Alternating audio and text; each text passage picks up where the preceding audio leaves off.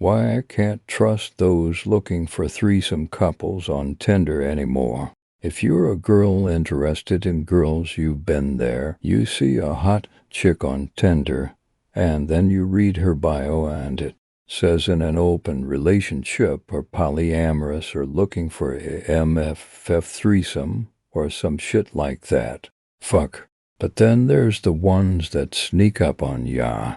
I matched with a fun-loving appearing woman just a few years older than myself. She was a hairstylist from Europe with a labradoodle.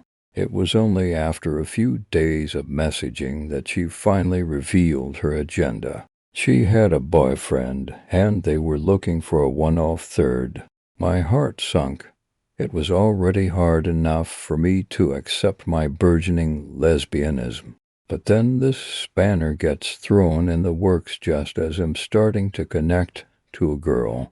Foolishly, I let myself get talked into meeting them. I had not yet had a sexual experience with another woman, and Eve said I wouldn't even have to touch. Adam fake names, clearly, because she'd be in the middle and he mainly wanted to watch. I feel stupid now, and it's still something I'm beating myself up over. This already had so many red flags. Picture in the mind's eye what a young white couple looking for a threesome look like. I can guarantee you know what these to look like. A hot girl with a Charles Manson-looking guy. He even had those manic eyes. I had agreed to come to their place. I know, please don't comment about how stupid I was because it was in an apartment in a good part of town. It sounded pretty safe because, they had neighbors, and there was a Pete's Coffee right on the ground floor. It's downtown. People would be around if I started to scream. Adam had a manic look in his eyes that immediately put me on the defensive. Meth, ecstasy, some sort of upper, that's for sure. He spent tediously long time explaining to me how monogamy was bad for women, and I had to sit there with the typical womanly smile and nod routine, while this guy popped off about gender politics. Brother, him just here to eat your girl out.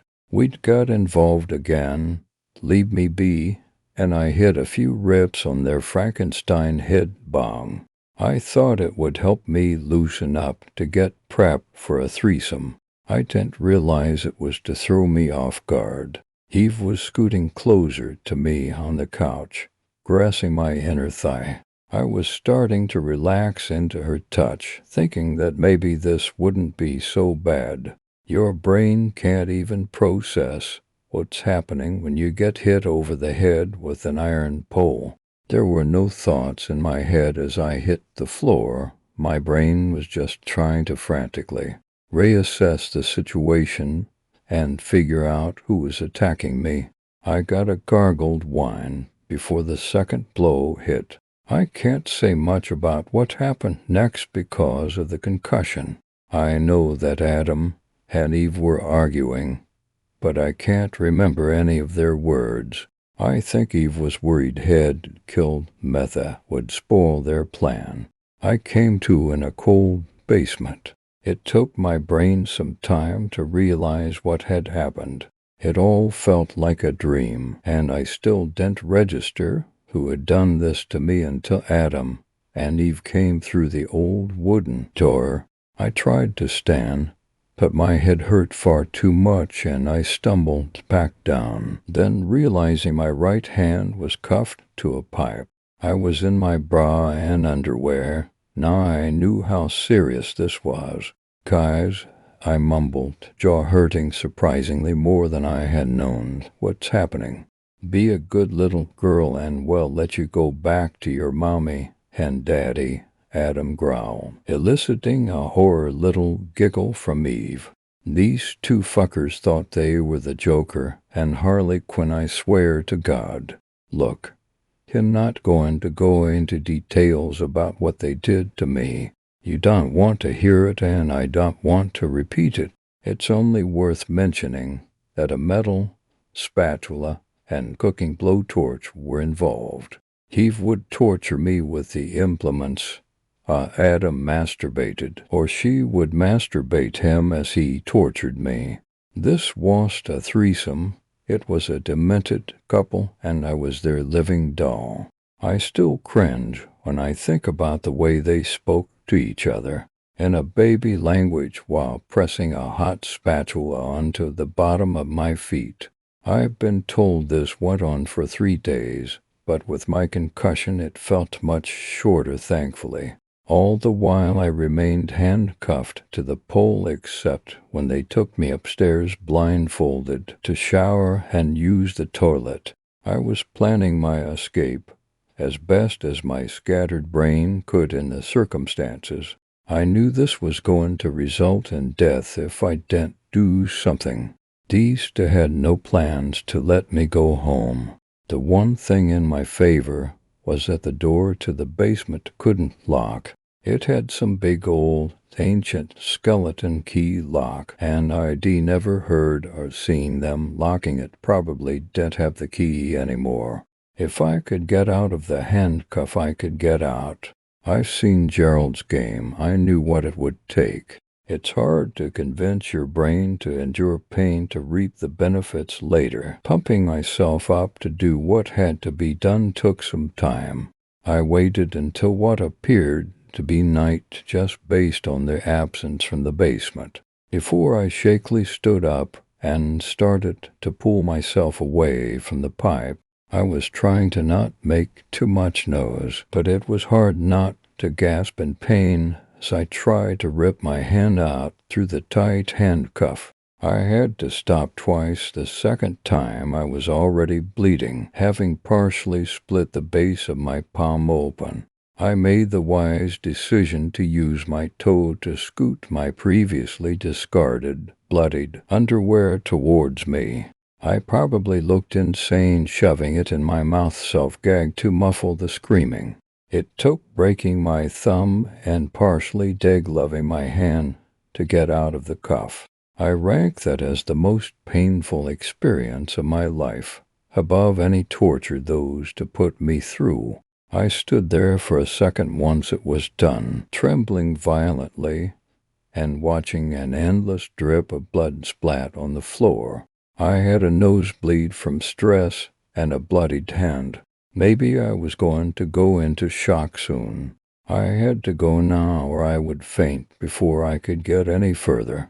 Carefully opening the basement door, I saw to my horror what they had planned to come next. A hacksaw, black plastic bags, bleach, and gloves were all sitting on the workbench just before the staircase.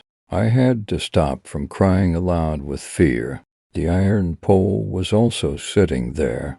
Foolishly, I tried to lift it with my good hand.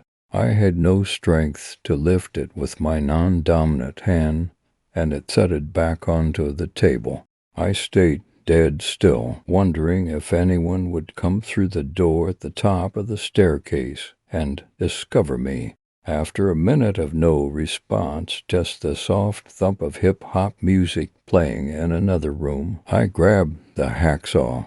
Not an ideal weapon, but the best I had. Eve was in the living room taking a rip from the Frankenstein head. This wasn't the same apartment I had let them in. This house was far older, and on the ground floor there was graffiti on the walls and torn wallpaper, broken floorboards, maybe some sort of crack house. My first instinct should have been to sneak to the exit, but my primal desire was to slam the hacksaw blade into the back of Eve's skull. A mistake, for sure, as she heard the creaking wood and spun around on the couch to see me. Screaming, she flung the plastic bong at me on first instinct. It didn't even faze me. The adrenaline kicked in and I went at her. Even with my left hand swinging the blade, it still did some damage.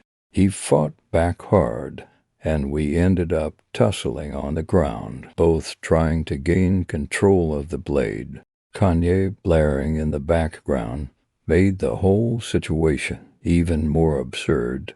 You've got a hold of the hacksaw, and I've got nasty defensive wounds on my arms to prove it.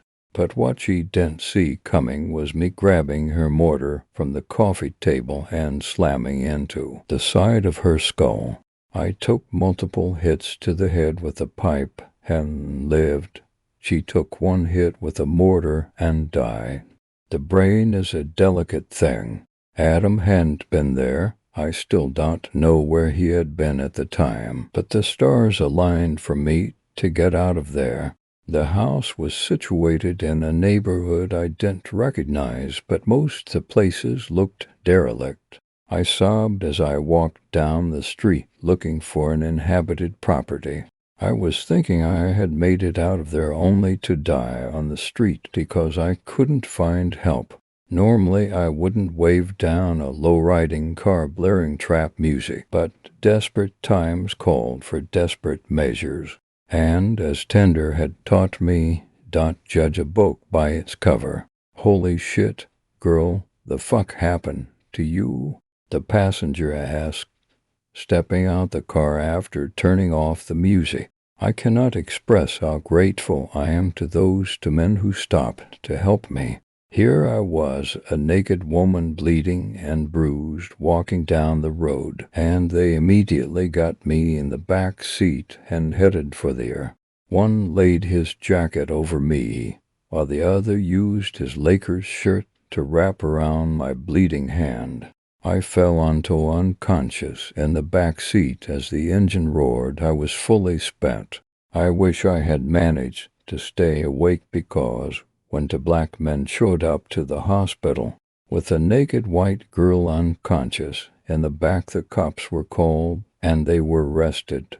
It wasn't until I came to and told the police what happened that those poor guys got released. No good deed goes unpunished. They did even get an apology or acknowledgement that they saved my life. But they're good enough guys to testify at the trial. Adam was eventually tracked down. Unsurprisingly, that Tinder profile was deleted, but once they identified Eve's corpse, they linked him to her. He was picked up 8 hours away at a motel when they found his car. The tech sweep revealed the creepy messages between the two, including the rape role-play, snuff films, and a ghastly collection daddy and kitten exchanges. I was their first victim, but had they not been stopped, I wouldn't have been their last. Adam's defense is that it was consensual BDSM that went awry. He says all the bad stuff happened after he left and is dumping it all on Eve. What a low guy. My lawyer seems confident it's not going to hold up based on my own testimony and the evidence. But this is still going to be a months, even years, long process. Netflix has approached me for some new series they're making. About lost my shit at that, but could use the money since I can't currently work and the legal process is expensive. Maybe you'll see my story put to dramatic music and talking heads later on. It's going to be hard to start dating again. I don't think I've had a single good night's sleep since what happened. My hand aches all the time, and then I get sharp shocks of agony at random. I wish I had some meaningful, happy ending to put to this, but I guess the happy ending is that I lived. I've gone off Tinder as expected, sticking to Bumble from now on. Story 2. I matched with a succubus on Tinder. I'd almost given up on love. After 5 years of pointless scrolling, it was time to face the facts. Girls just weren't interested in nice guys like me. But then a notification popped up one morning. ITS a match. Irene had soft eyes and curling brown hair that fell about her shoulders. Her smile was shy, with just a hint of mischief. I thought long and hard about my opening line. I had to both strike the proper tone and make her feel special. Hi, you seem interesting. like someone I'd like to know better, not like all the other girls on here. She replied a few minutes later, "That's so sweet of you to say. You seem pretty interesting yourself. Do you live alone?" After a flirtatious back and forth, I asked her out to dinner. "I'd love to, but I'm working late. I'll be so hungry when my shift ends. If only I knew a handsome gentleman who could cook." I waited for almost a full minute before replying, so as not to appear desperate. "Why don't you come over to my place tonight? Him a great cook," ironically. "Sounds good, X." Boom, just like that, I had a date. I bought a mop and vacuum to clean the apartment with and lit a few candles to set the mood. Irene messaged at about 10 p.m. "I'm outside." She was early. There was no time for a shower, and I couldn't find a single can of deodorant. Luckily, I'd bathed 3 days earlier. Crisis averted. At the CD player, I put on the Avatar, The Last Airbender original soundtrack, then dim the lights. I made my way to the front door, stopping at the mirror to straighten my tie, then turned the handle. Whenever I saw Irene, my heart skipped a beat. Her gray-green eyes glimmered like emeralds, and her intoxicating aroma reminded me of a freshly opened pack of Pokémon cards. She was wrapped in multiple layers of clothing, barely showing any skin at all, a rare virtue in a Western woman. "Aren't you going to invite me in?" she said eventually. Her voice was confident, yet somehow submissive. I swept a hand across the apartment and tipped my fedora. "Laddie." Irene kept her coat on as I guided her towards the dining room. She took a seat at my secret lab Omega 2020 series gaming chair, while I sat facing her on a wooden one the previous owners left behind when they moved out. I asked Irene about her work, her family, and her sexual history. She gave short, curt answers to all my questions. Periodically, her stomach grumbled. It was rather unladylike, although I held my tongue. She surveyed the room. "Are well on?" "Yep," I smiled. "It's just the two of us." Her eyes focused on mine. Perfect. The way she said it set my heart rate soaring. At one point I excused myself to begin preparing the meal. Then we resumed chatting. As we talked, Irene propped her head up using her arm and leaned forward seductively. "What's that thing?" With a gloved hand she gestured past my left shoulder towards a katana mounted across the wall. "Oh, that? It's a Japanese sword, crafted by a master smith in Yokohama," I said. I turned back towards her. "If you're lucky, perhaps I'll give you a little demonstration later." A few minutes later, right as I was in the middle of explaining Jordan Peterson's 12 rules for life, the microwave dinged. "Excuse me." I served Irene's portion first, bowing as I laid it before her. Bon appetit. The hot pockets turned out sweet and delectable, a thick celebration of cheese, meat, and vegetables. But while I scoffed mine down, Irene only eyed her plate with disdain. I swallowed a mouthful. "Is everything okay?" She bit her bottom lip and nodded as her stomach grumbled, even louder than before. I shrugged and continued eating. By the time I was finished, she'd hardly taken a single bite. "What's the matter?" I asked, a tone of concern in my voice. She rubbed her belly. "I'm not really in the mood for." Her voice trailed off as she prodded the hot pockets with her fork. "I'm in the mood for something else." She stood, circled the computer desk, and gently pressed a finger against my lips. Before I knew it, we were kissing. Irene swung over onto my lap. Our tongues acted in perfect synchronization, like Goku and Vegeta performing the fusion dance. Anticipation swelled beneath my cargo shorts. I'd been looking forward to this moment for 36 years. Irene bit my bottom lip hard. I grimaced with pain and pulled back. Then a trickle of blood ran down my chins. She gave a nasty smile, showing a mouthful of curved teeth, and licked her lips with a forked tongue. You taste good. Irene stood and began undressing. For a moment it appeared as though things were looking up. Although her monstrous teeth were repulsive, I still considered Irene attractive. But then, before my horrified eyes, her clothes fell to the ground. From the neck down, Irene's body was covered with translucent skin, grotesquely colored, stretched taut over well-defined bones.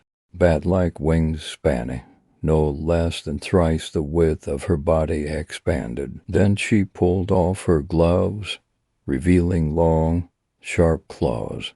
A set of small yet perfectly shaped breasts sat proudly atop her chest. My knees trembled as Irene leaned in close. Before I could react, her cold claw wrapped around my neck and lifted me from my chair, pinning me against the wall. I made a faint rasp and tried to pry her fingers off my neck. Irene's tongue probed my face as she moaned, with what I assumed to be feminine delight. The edges of my vision blurred, and my temples started throbbing. Desperately, I felt along the wall, probing for something anything could help. My left hand touched something metal, the katana. In one smooth motion, I grabbed it off the wall and angled it downward. The sheath fell to the floor. Irene's jaw closed around my neck, puncturing the flesh.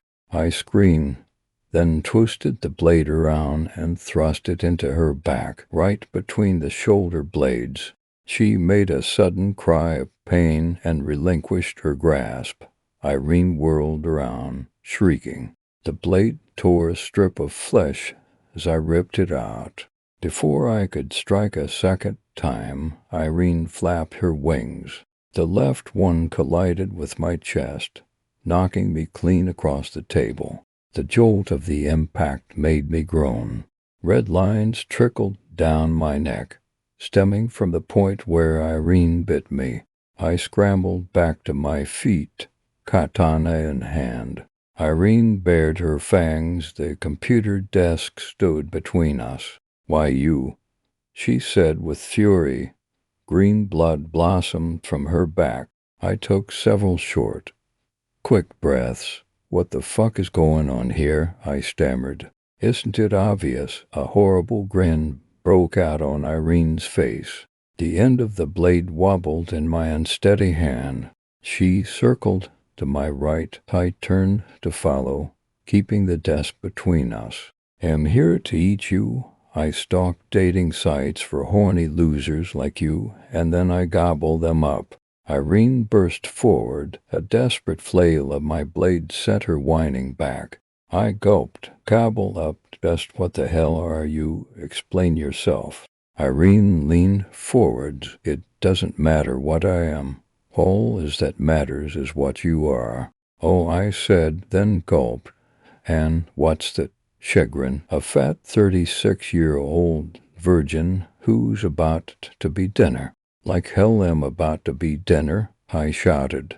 I tried a slash, but Irene jerked back just out of reach, and the silver blade cut on the air. She took another swipe at me. I backed up a step. She swiped again and again, finding only the space above the desk. I held my breath and steadied my arms. All I had to do was to watch my opponent for an opening. Each time Irene got ready to strike, her muscles tensed. That was it. The next time her muscles contracted, a delicate stroke sent her fingers flying through the air. She growled like a wounded orc and staggered back. While Irene clutched her hand and squealed, I slipped around the desk ready to deliver a finishing blow. Her eyes focused on me with murderous intent. With her uninjured hand, Irene lashed out, forcing me backward. I answered her attacks with strikes of my own, once, twice at testing. There was a loud whoosh as Irene spread her wings and flew forward. "No," I screamed, swinging wildly. The blade cut across her stomach. Anguished wails followed. Irene hit me with a meaty thump.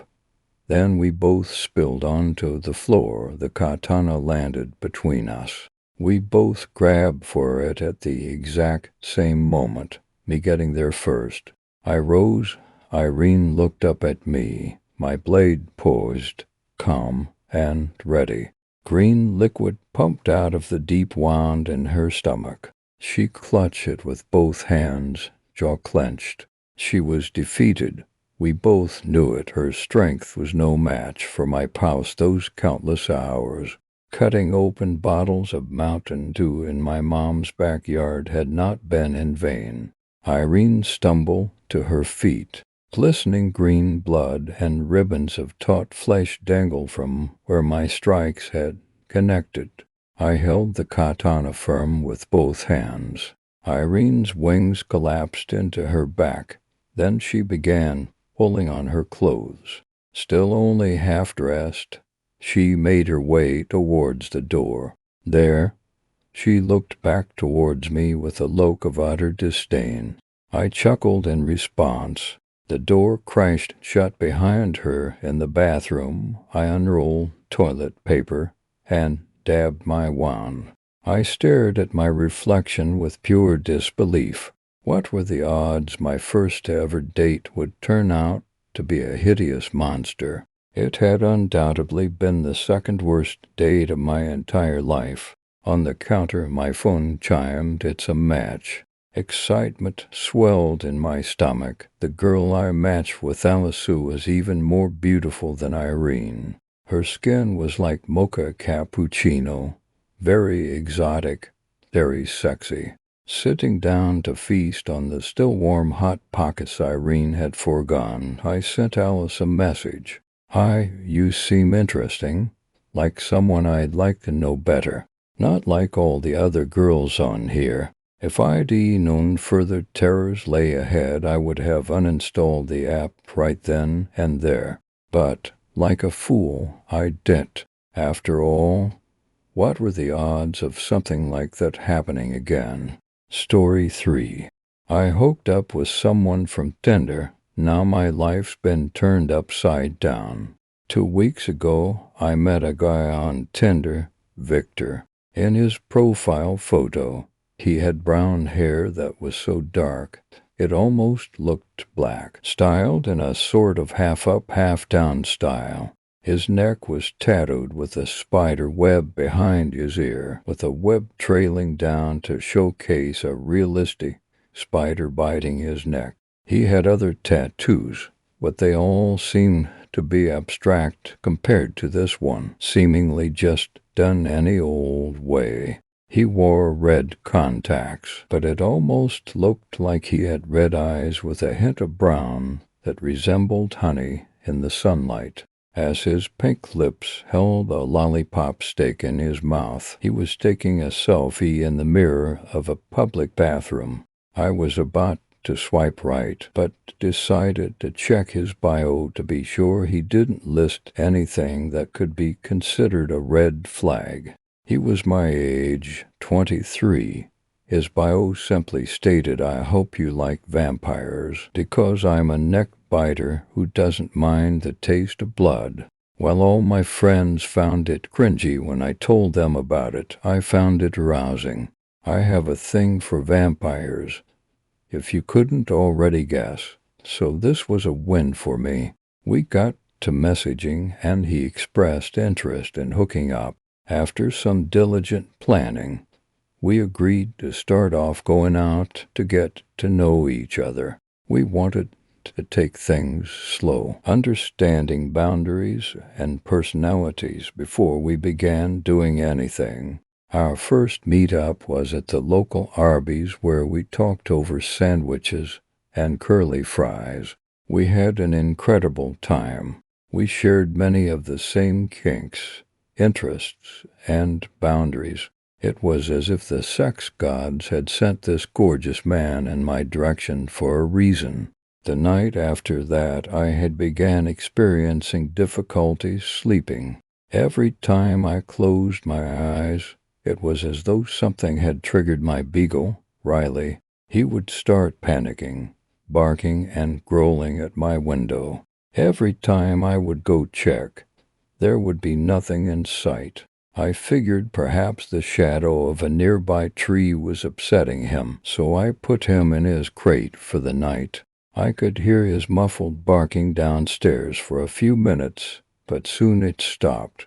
In the morning, I discovered something on my window when I went to open the blinds. There was a handprint, as if someone was attempting to break in. However, they seemed to be bloody.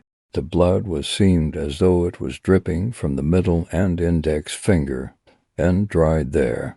I rushed outside in my pajamas in the freezing cold to see if perhaps something had just rusted. But when I looked, the handprint was no longer there. In disbelief, I went back inside, and there wasn't anything. I chalked it up to nothing, assuming my half-asleep body was still adjusting to the morning light. I just went about my life until Victor and I had met up again. Something odd seemed to happen when we were talking, though. He asked me how the advertisement I was working on had come out. I work at a small bank as the graphic design department. I create all-out advertisements, signs for locations, and promotional photos for social media. I had been working on an advertisement over the last week, but I had never told him that. At least, I don't recall telling him about it. Regardless, I answered the question, no matter how it seemed to be. Again, the night after our meet-up, strange things happened. When I sent Riley to go potty that night, he wouldn't come in when I was calling him, which is very unlike him. He's very well trained and somewhat clingy at bedtime, so I walked into the yard to find him staring at the fence. This fence separates my yard with my next-door neighbor's yard. Riley was frozen in place, staring at a figure. This figure had on a hood, and I couldn't see his face because of the darkness. My neighbor's back porch light went out the other night, and they had yet to fix it, whereas mine doesn't really go far enough to see past this fence. The only thing I did see was two hands, their fingernails red like they were stained with blood. I screamed bloody murder, grabbing Riley and slamming the back door on the way back in. I locked all my doors and windows. After calling both police and my neighbors about the situation, everyone was getting my story. The police informed me that they could not do anything as I didn't see much, and neither of us have cameras to prove anyone was there. They told me it was probably a childish prank from another neighbor's kid. I felt so crazy in that moment, thinking perhaps I have started hallucinating or that my eyes played tricks on me.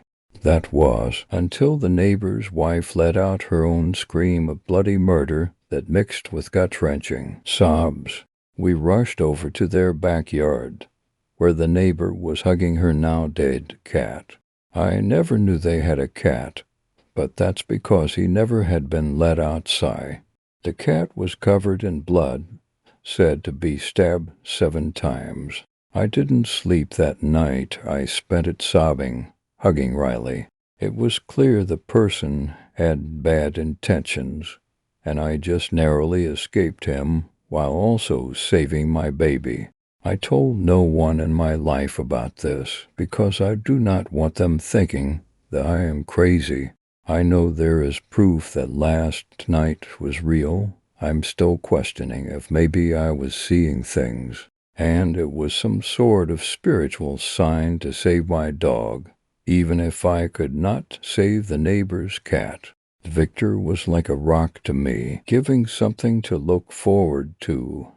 The traumatic visuals of that figure haunted my everyday movements.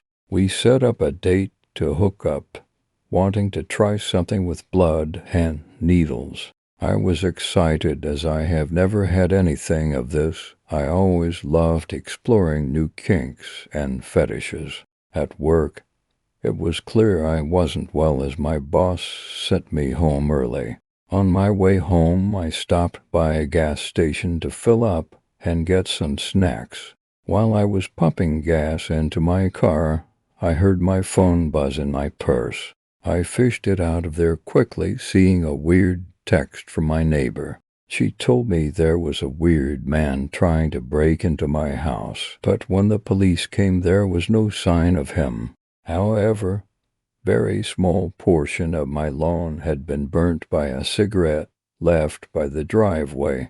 Now I was freaked out. Why is this happening to me? Who is targeting me? Does this mean everything from before was true, and I'm the one this man is after? When I asked for a description, it was the same hooded figure from before. But when the neighbor asked to know who he was, he smiled at her with a blistered face and pink teeth. She screamed, which alerted another neighbor to call the police. I now could not stay at my home, so with a friend we headed to my house to gather my essentials, and I stayed with her for a couple days. I brought Riley along. Everything had seemed all right, nothing else had happened. However, the day I was meant to return home, a car followed me to work, driving away when I pulled into the parking lot. At first, I didn't question it, as my friend has an apartment, and assumed he was part of the complex, taking a similar route to work. Looking back, it had to be that guy.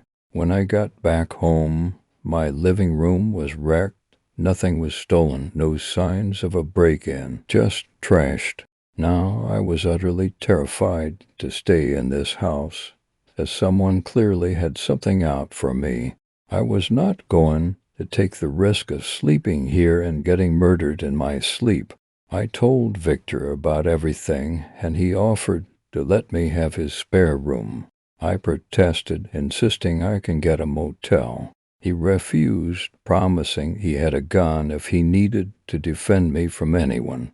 I reluctantly agreed, but his house was very welcoming. The decor was a mix of Gothic but modern, yet it had all seemed to homey. Riley seemed a little uneasy. However, I assumed it was the stress of the stalker and having to constantly move. We hooked up the next night. It was amazing. He pleased me in a way I had not ever dreamed of, soon becoming addicted to him. We did it a couple more times afterwards. Every time we did, he wore me out, and I would need a nap or to rest from the night. So after some aftercare, Victor tucked me in and said he would wake me up in the morning when breakfast was prepared. At 3 a.m., I heard a dog scream. My stomach dropped as I scrambled out of bed to rush downstairs, thinking Riley fell off something or got hurt somehow. When I got to the bottom of the stairs, there was a man. He had patches of hair on his head, red fingernails, blisters all over. He was leaning over Riley. I yelled for Victor, hoping he was in the bathroom, only the man turned to look at me and I screamed. The man was Victor, the same blistered man at my house, the same red fingernails from my neighbor's yard, and those pink teeth. He looked like he wasn't ready for me to see him. Riley was on this carpet, bleeding. He had been drinking his blood, the knife still in his pocket. He reached for it when I ran back upstairs and barricaded myself in his bedroom, the only room with a lock. The lock was locked with furniture in front of the door for good measure. I noticed a blood stain on his carpet under a chair in this room. This wasn't my first time. Yes, he had a vial of my blood from our session, but I thought we had used it. I found for more in the closet when I emptied it. I knew I was in danger, especially as he pounded on the door, rolling out my name. He soon resorted to stabbing the door, hoping I was behind it. I rushed to get dressed and grab my stuff as I heard him begging to be let in, saying he needs my blood to cure him. He needed my nutrients. He promised he would be good to me if I just supplied him with his medicine. I didn't listen, especially as he punched a hole through the door. I was out the window by the time he was peeking through the door, screaming my name. I had thrown my stuff before me, which somewhat cushioned my fall from the room. My ankle is fucked from the fall, but it didn't matter. I ran to my car and threw my stuff in the back as I saw the knife get stabbed through the front door. He ran after my car as I sped away. In there, I explained everything to the nurses and the police. I've been tested for STDs and STs. I haven't gotten the results back yet. I gave the police my statement, in which they informed me Victor's house was abandoned. No one had lived there in 5 years, and his Tinder was gone too. I only had a photo of his neck and chest, nothing of his face. I don't think they're ever going to find him, if he even exists. I do not feel safe. I've quit my job, moved, dyed my hair. I've even gotten filler hoping it changed my appearance some. I'm a wreck without Riley, but the image of that man drinking his blood haunts me from ever wanting another beagle again. I'm in a motel right now as I hop between them hoping I'll never be discovered. I'm running out of savings, which terrifies me. My mom has offered up my old room if I ever need to move back home and has suggested counseling. I cannot leave the motels, I just can't. I don't know if I'll survive, which is why I write to the internet in the hopes that if he does find me, at least the world will know I am not crazy, that my story can be a cautionary tale. Not everyone is as they seem. They can ruin your life in an instant. You can run into Victor at any time, and I cannot let another soul be cursed with being tortured by him too. So please be careful who you meet online, especially Tinder. Story 4. I found the devil on Tinder, and I swiped right. Don't roll your eyes at me. It's not like I could have known beforehand. Okay, let me back up a little. My name is Emma Collins, and I just began working toward my master's in engineering. He texted to say he'd be a little late, but he was already there when I arrived. Same dude as the photo. That's a relief he was even wearing the same clothes. Either he just set up his account today, or he wore the stuff from his photos so I'd recognize him. Either way, it didn't bother me as long as he wasn't some fedora-tipped whale. And damn was he charming. We just clicked on everything, both big Ramones fans, read Stephen King, watched the same shows. So I decided to text back so he could read it later and laugh. You missed your chance. I went home with your twin brother. Well, I thought it was funny anyway, until he texted back again. I don't have a twin brother. Are you still at the pub? I looked between the phone and the driver. The car was dark, but it wasn't dark when I met him in the pub. He was the exact same person from the photos. The guy was pulling into his driveway now. He put his hand on my leg and smiled at me. I should have asked questions right there. I should have just got out of the car and run home. I should have done anything except what I actually did, which was kiss him. We went inside together, and it was dark inside, but when he pushed me up against a wall, I didn't fight it. Not until the handcuffs clicked over my wrists. Okay, so we don't have all the same interests. But I was cool. I could roll with it. I strained against them so I could kiss him again, and that's when he put the gag over my mouth. Now this was getting too much. I tried to pull away, but he forced me to the ground. That couldn't have been the same mouth I'd just kissed. I tried to scream, but the gag muffled most of it. I tried to kick him, but he just took it and shoved it through the trap door. I rolled down a ladder and hit the concrete ground hard, like I could feel my bones rattling and blood in my mouth hard. Then the light above me disappeared. Was he just going to leave me here? But he hadn't left me. He was on my side of the door. He was climbing down the ladder toward me. Just play dead. Don't answer it. Didn't know which was more frightening, the fact that I've been kidnapped, or the fact that I wasn't the only one. I was too focused on myself at first to notice, but as the creature descended the ladder toward me, I saw them huddled against the wall. One woman was wearing a torn business suit. Her face was to pools of blood where her eyes used to be. One college girl my age, her hands sealed tight in constant prayer from a nail which pierced them together. One little boy, this one, couldn't be more than 12, sitting against the wall with his knees pulled up to cover his face.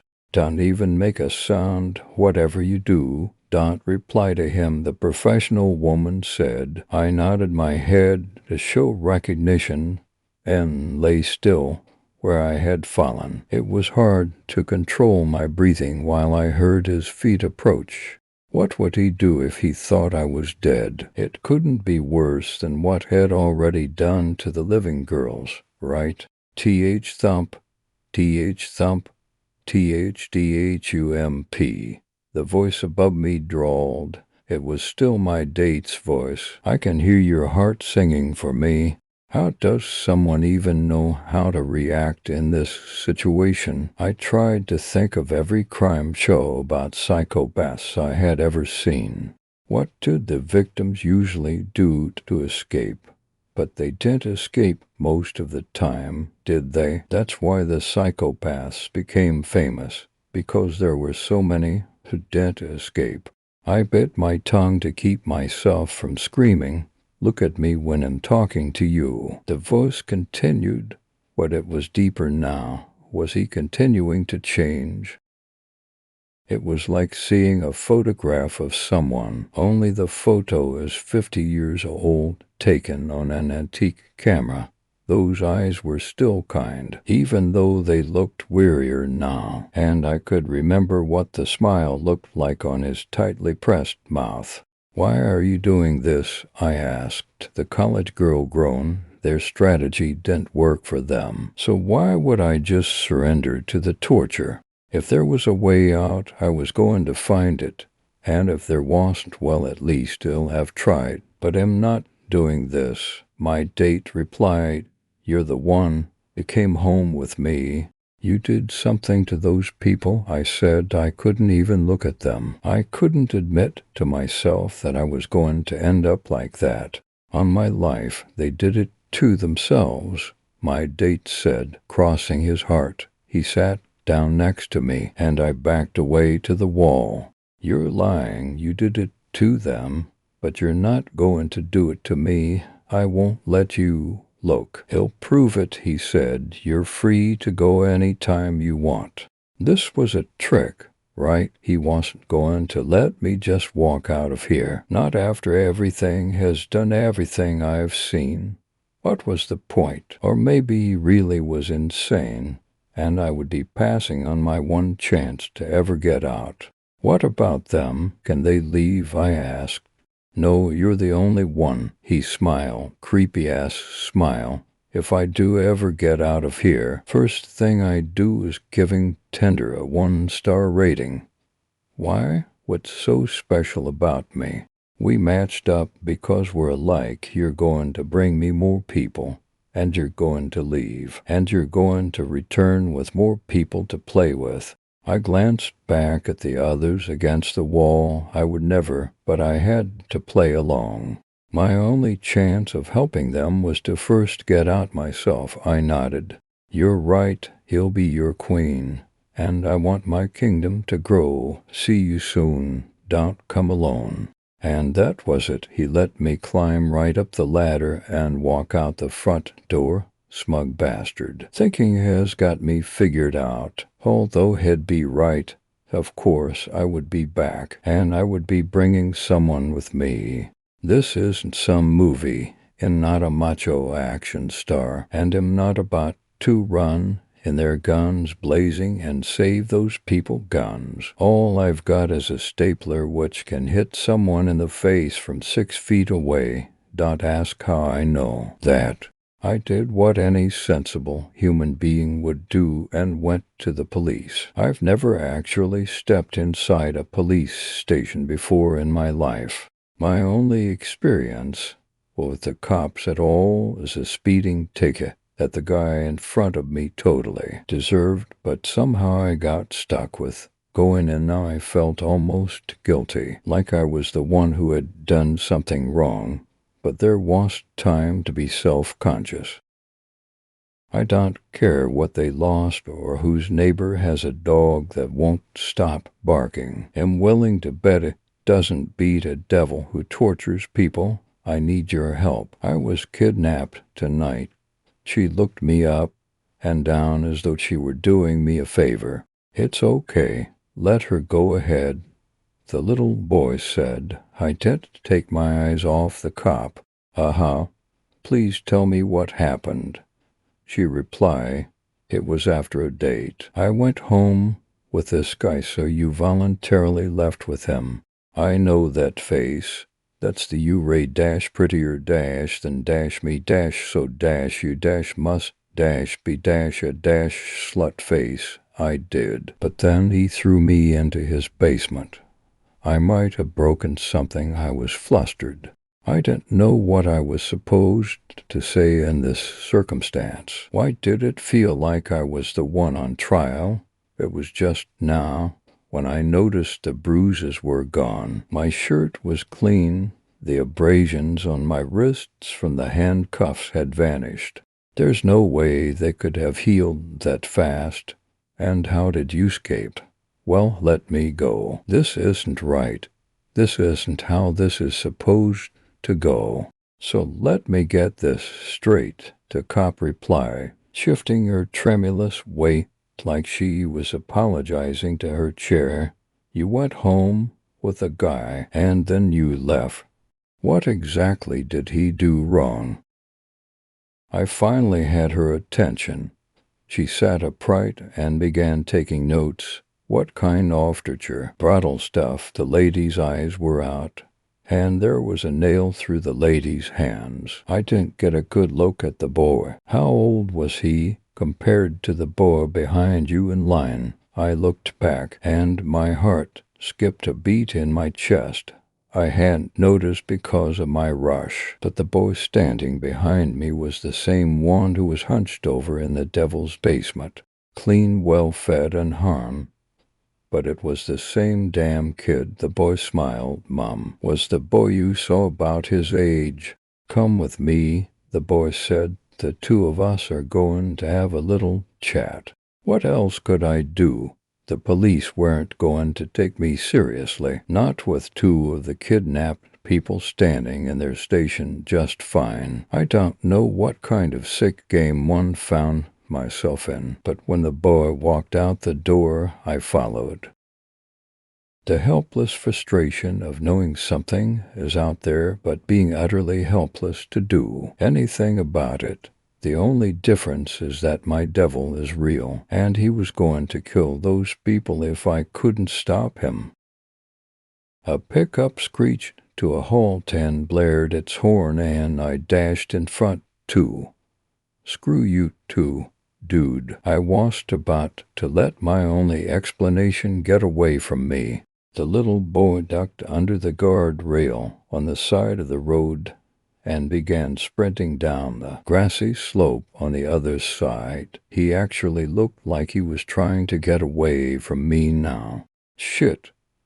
If anyone noticed us, it would look like I was the one trying to kidnap him. For once I was glad it was the middle of the night. He slid down the rest of the hill and darted into a concrete drain pipe. I was finally gaining on him, and before he made it out the other side, I managed to wrap my arms around his waist and hold him still. It was dark in here. The streetlights didn't reach this far down. All I could see was the terrified little boy and the concrete around us. Let go of me. Let me out, he screamed. What are you talking about? You're the one who told me to follow. No, I didn't. Let me go. Do you promise not to run away? How could I? The door is locked, so let me go. The door? What door?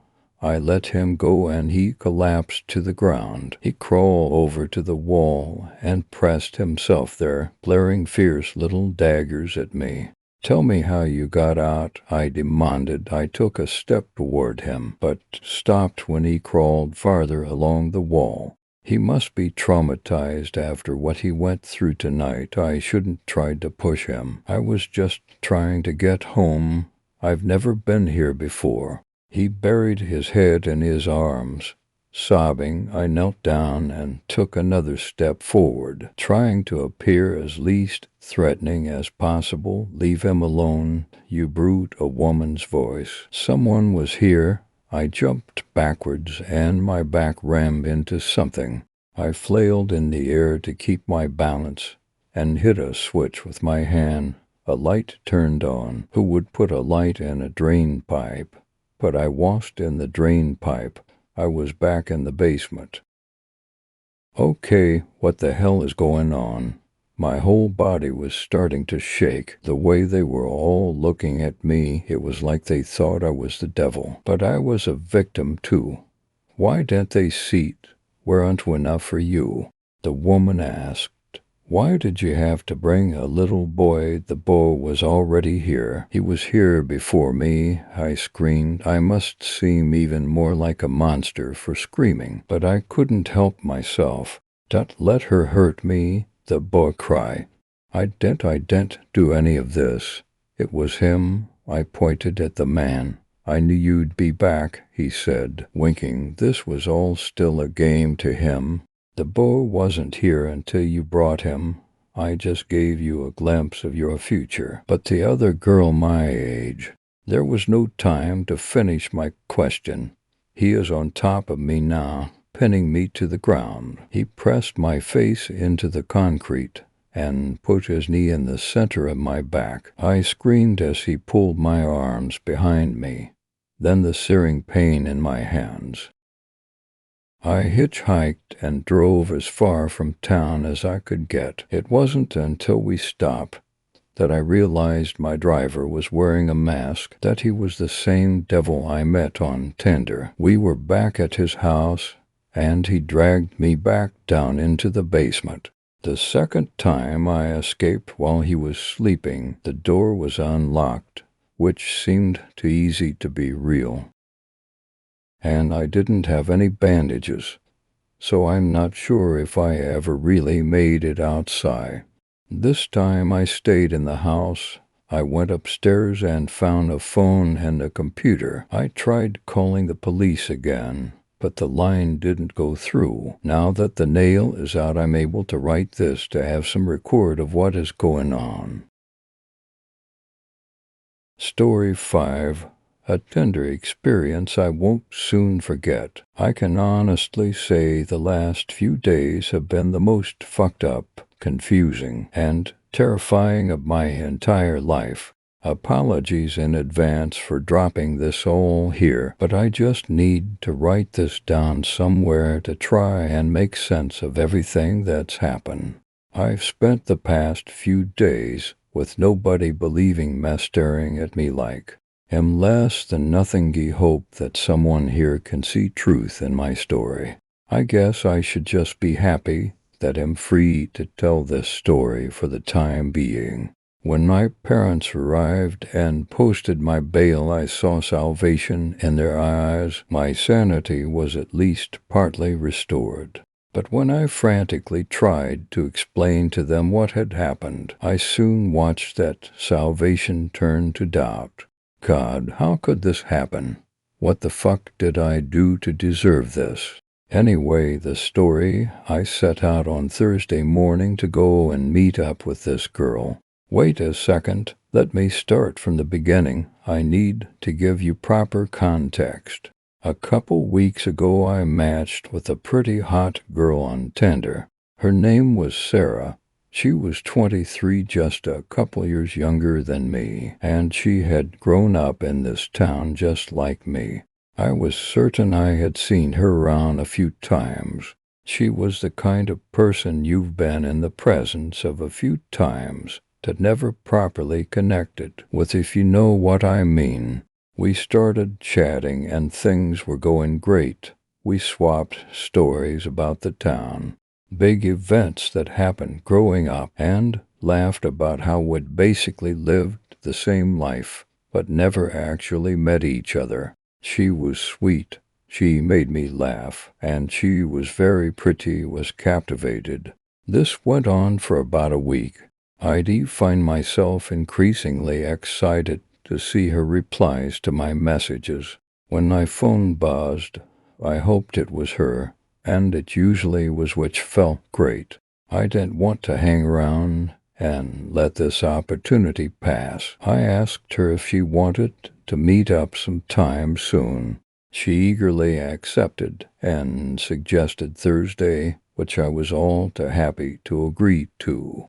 We talked over what we wanted to do, maybe get dinner, see a movie or something, but she worked tonight, so it was going to have to be a day date. I think my heart almost stopped completely, and she suggested just meeting and hanging out at her apartment. I was prepared to play the long game on this one, but I certainly wasn't, complaining that it was shaping up to be more of a sprint to the finish. She gave me her address, and we laughed about how it was in such a rundown part of town.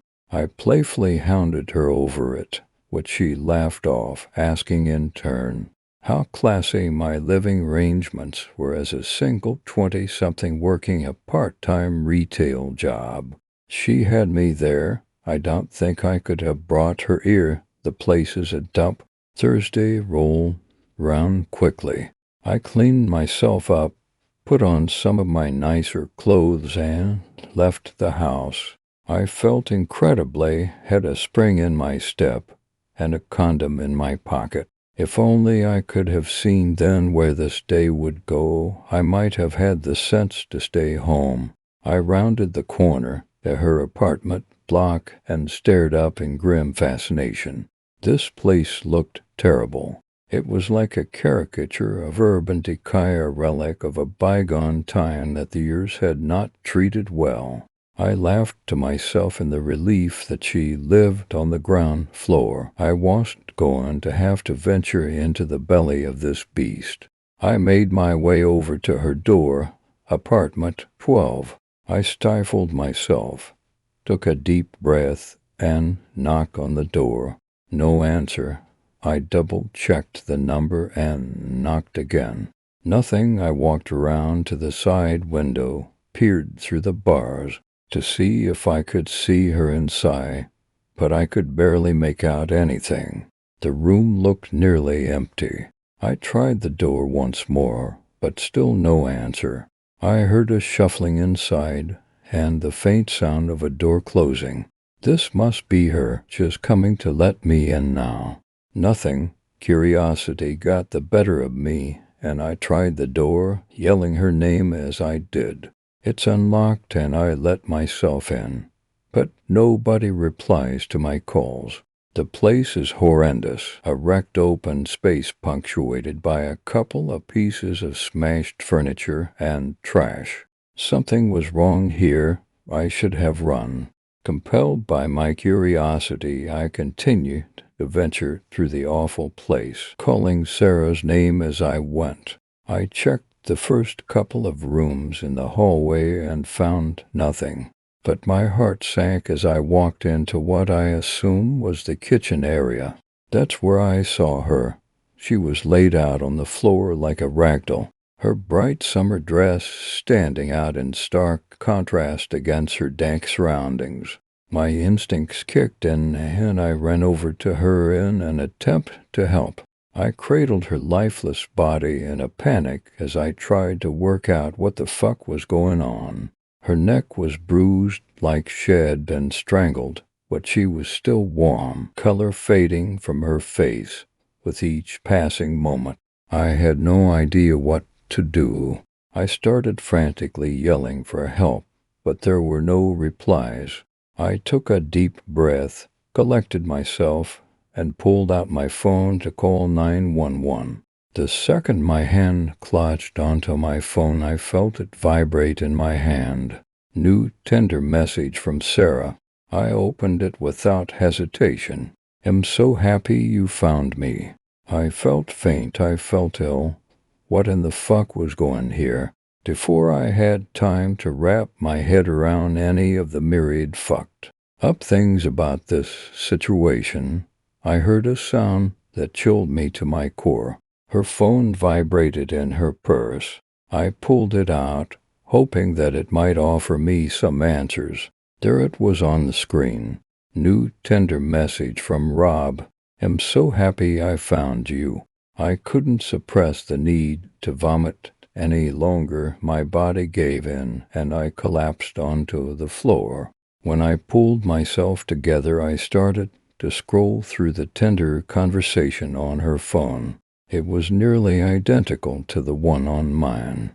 Nearly minor details changed. Roles were reversed in the conversation. On her phone, I had asked her to meet me here. Before I even had time to try and figure out what had happened or calculate how monumentally fucked I was, the sirens rolled in. Pretty soon I was cuffed up in the back of a cruiser. Since then I've been protesting my innocence so hard that I've not even had time to process what happened. I've not slept a wink, and with each passing hour my pleas for understanding began to sound more and more like the ramblings of a madman. Am being recalled for further questioning tomorrow. I am certain this is where my life ends.